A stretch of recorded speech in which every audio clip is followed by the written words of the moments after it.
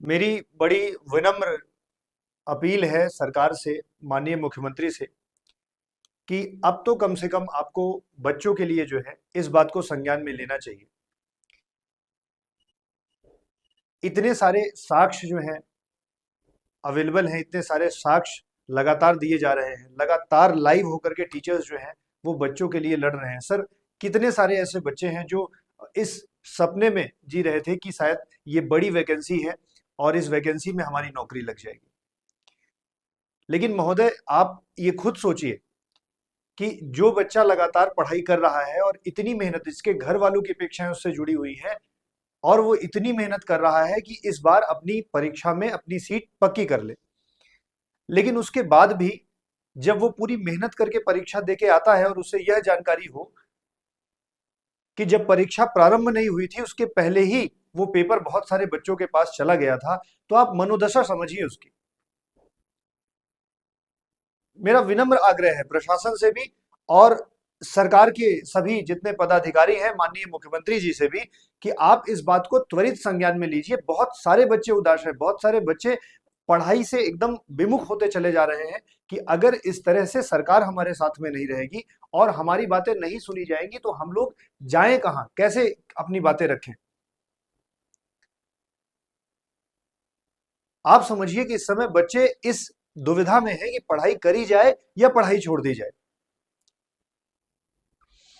इस पूरे आंदोलन में, इस पूरे घटनाक्रम में बच्चों के साथ कदम से कदम मिलाकर चलने वाले, बच्चों के लिए लगातार लड़ाई लड़ने वाले, बच्चों के लिए अपनी मांगे रखने के लिए जिन्होंने सतत प्रयास किया है, ऐसे दोनों अध्यापकों को आ, हर एक अध्यापक का, यूपी के जितने भी अध्यापक हैं, यूपी के बाहर के भी जो है, देखिए अनैतिकता जो है, जो गलत है, उसका समर्थन बिल्कुल नहीं किया जाना चाहिए।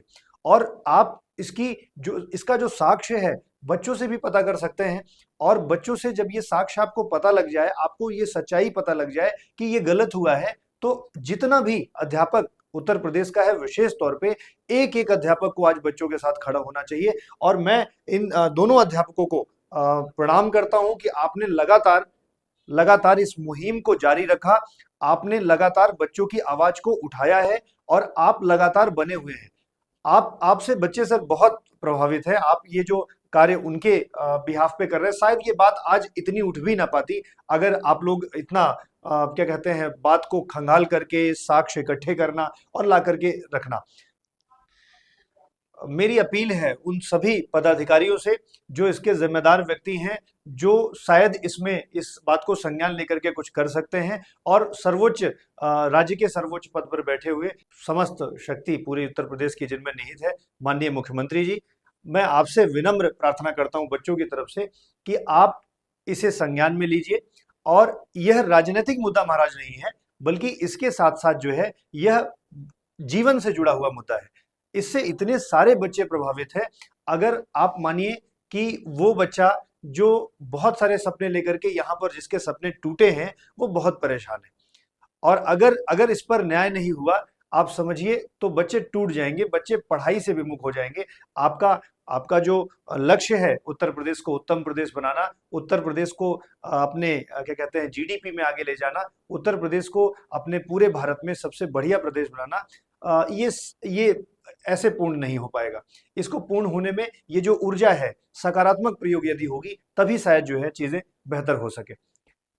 महोदय, कृपया संज्ञान लीजिए। ये एक अध्यापक की आपसे विनती है, और उन सभी अध्यापकों की तरफ से भी मैं विनती कर रहा हूं जो लगातार इस प्रदेश में बच्चों को शिक्षित कर रहे हैं, और बच्चे जो है इस तरह के डिलीमा से न गुजरे, बच्चों के साथ न्याय हो, जो सही है उस बात पर कार्य किया जाए, और अगर अगर धांधली हुई है तो इसे रद्द करके री एग्जाम के महाराज आदेश दीजिए।